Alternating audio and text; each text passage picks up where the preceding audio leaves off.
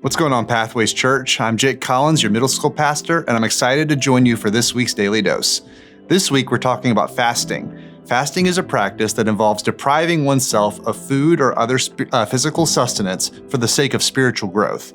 There are many different ways to approach fasting. How you navigate it personally might vary based on your health, your family, or where you are in your spiritual journey. Even within Scripture, we see different kinds of fasts. This week, we're looking at 5 examples of fasting in the Bible and exploring the principles that all of us can apply to our lives. In Daniel 1, we read about the beginning of the Babylonian exile. As part of this takeover, King Nebuchadnezzar brings in some of the strongest Israelite men to work for him. These men are offered the finest food and drink in the land, but they counter with an interesting resolution.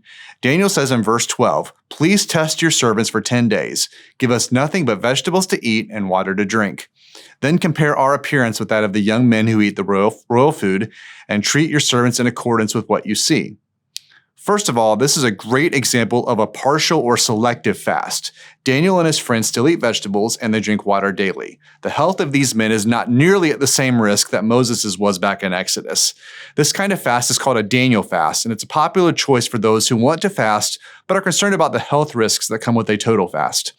I remember my high school small group leader going through a Daniel fast. He got super creative with vegetables and definitely pushed himself out of his culinary comfort zone.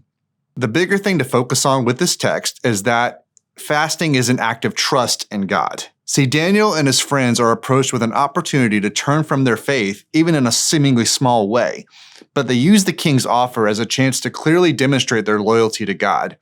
Now, this situation is unique in that it involves a tangible test.